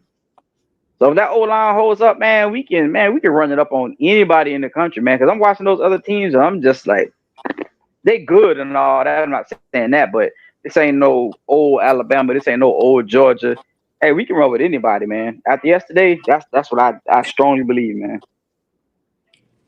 Yeah, I was going to ask y'all that. I was so with all the defensive talk and knowing our offense, like if we pull a LSU second round or we pull a Ohio State second round, y'all are fearful? Y'all are afraid of our defense? Y'all think our defense can't hold up? I just need the defense to wake up the same way they did for Florida. I think they would for a bigger name team. I think, like I said, I don't know. I think we're going to see a better second half. I don't see them averaging 39 points defense again in the next few games. Maybe Syracuse. It's that weird, tricky spot, just like 2017. You know what I'm saying? Last game of the regular season, high up in the media polls, high up in the playoff polls. We go, a day after Thanksgiving in a dreary Pittsburgh and somehow lose to sorry ass Kenny Pickett. So it happens. I just think, like Kyle said, we gotta lock in. If that team figures out to play the same way they did against Florida, against every other team on the remainder of our schedule, I think a championship is a very real possibility, at least at a minimum, an ACC championship. Being inspired for teams is a real thing. Like, people wake up and don't wake up for certain people. That's why I say Florida State is going to be up, because Florida State just wants to get bragging rights that they beat Miami. But I don't know how they stop Cam Ward. They don't. And we saw Louisville do everything yesterday. We saw them rush guys. We saw them drop guys in coverage. There was a point where I saw them just rushing 8, rushing 3, dropping 7 in coverage and spying 1. It was like everything. That's why he started going for it on fourth down, because Brian Brown realized I can't stop him. He's not Tyler Van Dyke. Tyler Van Dyke is limited, so as long as I can get to him, I'm cool. He's not that. So even if we put him in a 3rd and long, they still got a shot.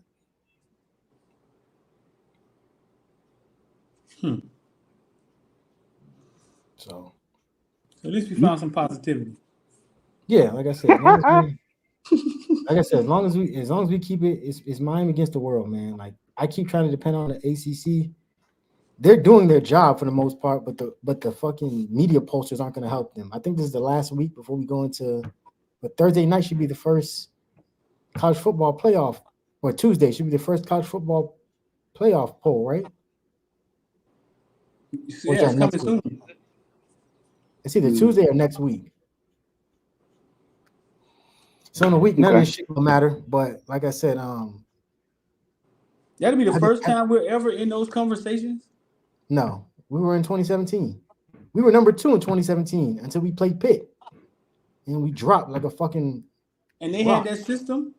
Yeah, we were number 2 in the college football playoff. I don't remember us being in those conversations. We were number 2, and then we lost that last final regular season game to Pitt. Holds not being called. Kenny Pickett doing with it was bad. It was bad. Yeah, undefeated 15-0 streak going in there. Went up to. That's why I said Syracuse is tricky. And yes, they're gonna play hard, man. Yep, Heather Dinich pointed it out. That's the last notable game on our record. So Syracuse has to keep winning because that might be our only ranked win of the season at this point. Clemson got a murder's road too. Clemson has to go to Louisville next week. Oh no, Louisville goes to Clemson. Goes to shout out to Toronto Blue. Goes to Clemson. Goes to a couple other play UVA or something like that, and not UVA, Boston College or something like that. So they got some murder's roads too. So yeah, they fighting for bowl eligible at this point. You say, what are y'all? Shout out to Toronto Blue with the $10. What are y'all thoughts on if we run the table with Clemson and SMU and not making the ACC Championship game? So yeah, for those who didn't know or who aren't understanding this, apparently there's a stipulation in place that if us, Clemson, and SMU are on the table, it would then be decided by the ACC talking heads on who has the tiebreak will be who has the better record and the most winning record amongst all the teams we have played collectively. I'm not kidding. That is crazy. What? Yeah. So if we all go undefeated in the regular season, and it's a 3-way tie for Clemson because there's no head-to-head, whatever team collectively has the best winning record is who will get into the ACC championship game. I don't even understand what that means. Make it long story short, they'll take the combined records of the teams we played and see who had the toughest schedule. Yeah. Oh, get the man.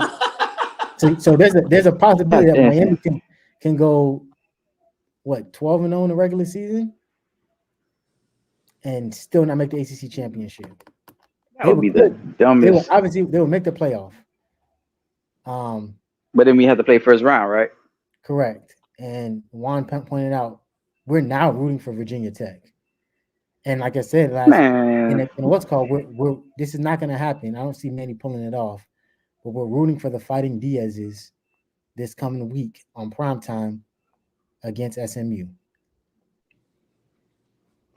I don't see Diaz having the firepower. I don't see him having the offensive firepower to stop. I see his defense slowing down Lashley's offense. I don't think he has the quarterback in the offense. That team's before State with 80 yards passing. Yeah, that's why I don't understand why people don't like the playoff system.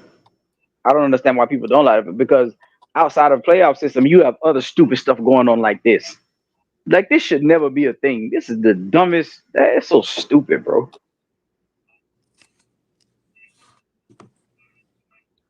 A 3-way tie for this. That's the dumbest.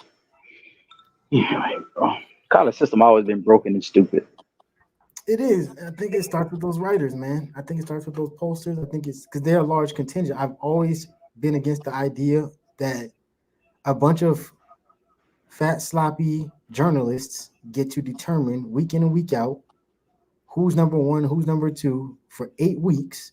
And then we let this committee come in and just decide, hey, guess what? We're taking it from here. And then they end up doing what they're doing. That's clearly for ratings and money. And then at the end of the season, they just start over and let the posters do it again. I think that's absolute nonsense. I think we need we have to find a better way. Either the committee do the whole shit from the beginning of the season to not, or we just don't talk about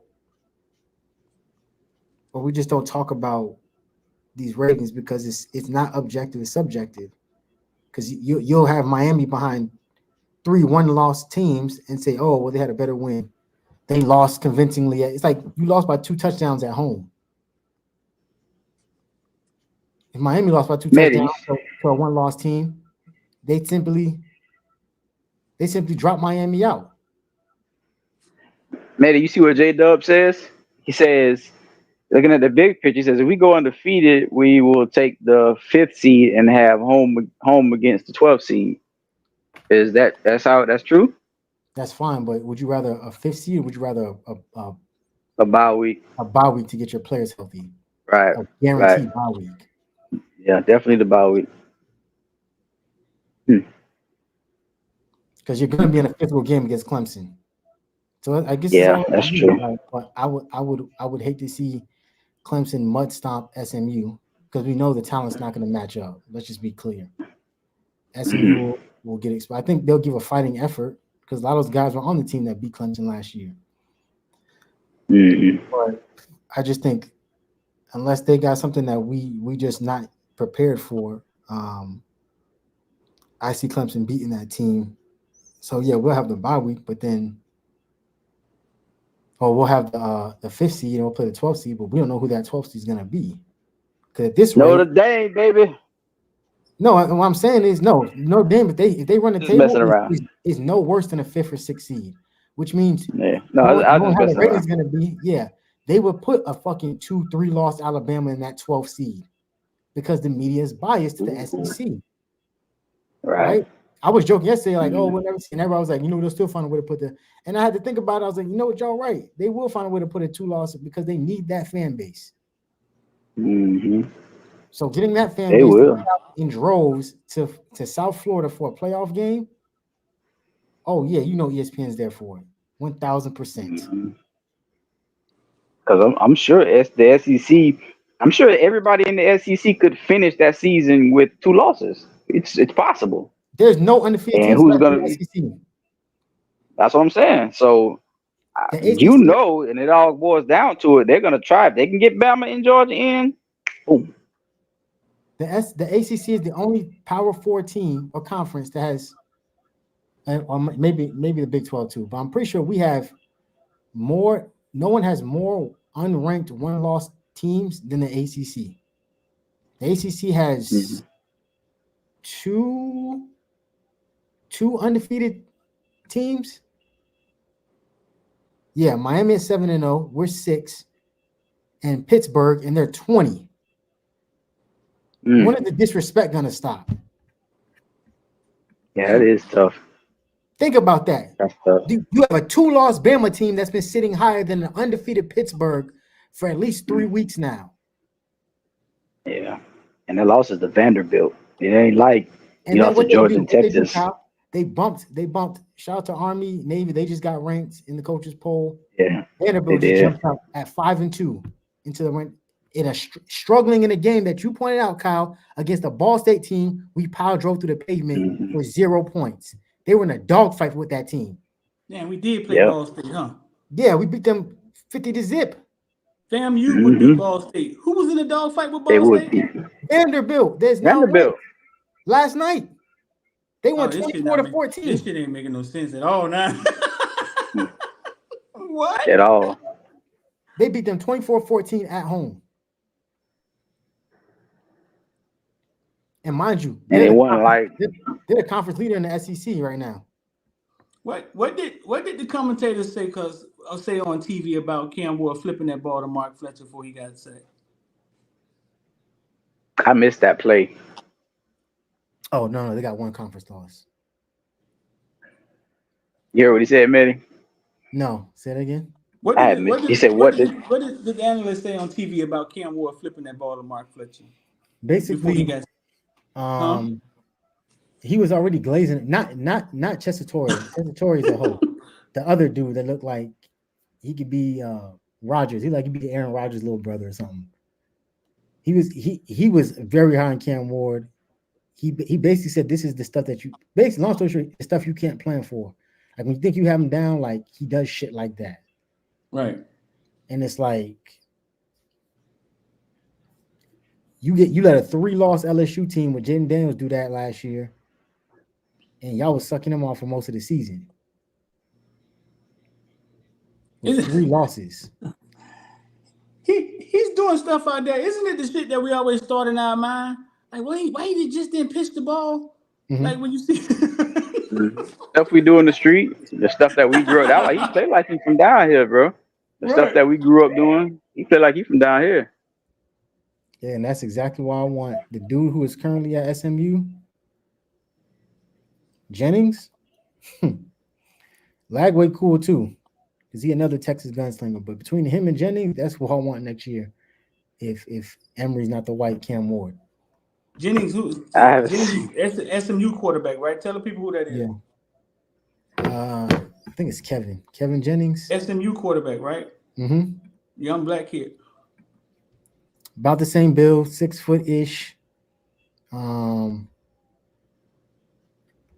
Just Kevin Jennings.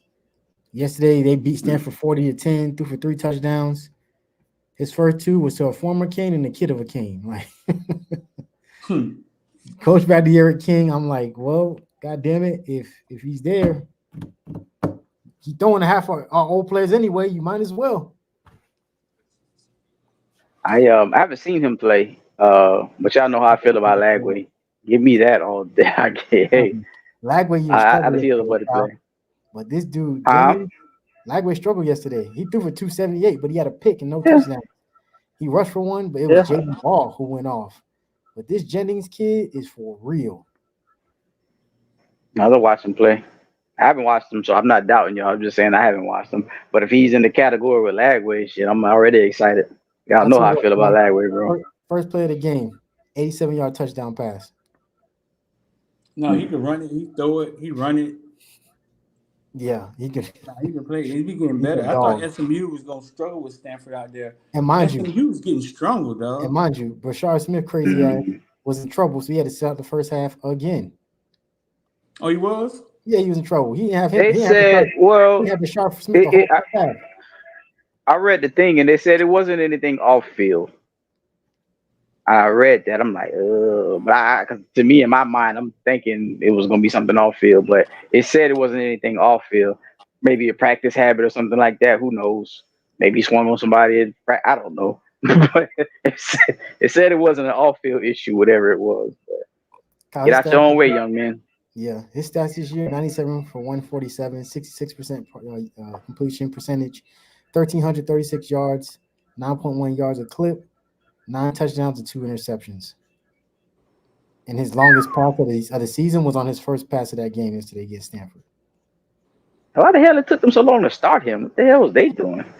That gotta be De'Aaron King must have to pull Rhett Lashley in like, hey, if you wanna keep losing games, keep playing Preston Stone.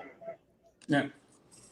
I saw their first game and I just was like, ooh, it's SMU shit. I was like, they might have gotten the ACC too early, but like you say, they've gotten stronger every week. Their loss was against ranked BYU, and they lost by 3 points. No, but that wasn't the game I watched. They played somebody that wasn't good. Nevada. And it was Nevada. They played Nevada, and I watched that game because me and Street was on the phone, I think, and I was just like, ooh, this SMU shit don't look good. But like you say, they made the quarterback switch, and they getting stronger every week. And y'all know me. Y'all know I wasn't a fan of Lashley's offense, but the one thing I've always said is he's smart. He knows how to coach.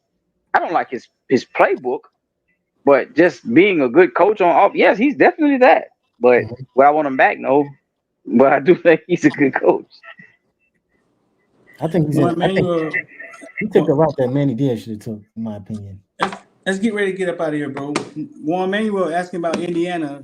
Can they beat Ohio State? The way they look, I think they can. I know they can play with them.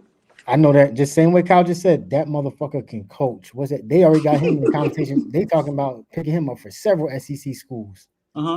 They got him. That motherfucker said, "Look me up. I can coach." That's his nickname. He said, "Yeah, Google me. I can coach." And everywhere he's been, that the same way they talk about Kalen DeBoer going in the offseason is the same thing with him. Like everywhere he's been, he winning some shit. He's playing some shit. He's doing something, making sugar out of shit, basically. So it's a bunch of people already talking about hiring that dude. One moment. Okay. Vengo para acá para limpiar. Okay. Sí. Just see I'm at Miami or speak Spanish on y'all. Shout out to Coach Hayes in this thing. Checkout time. Hey, well, Street, you need to tell your mama stop holding because they were holding like crazy yesterday. No calls, no flags till late in the game. Who?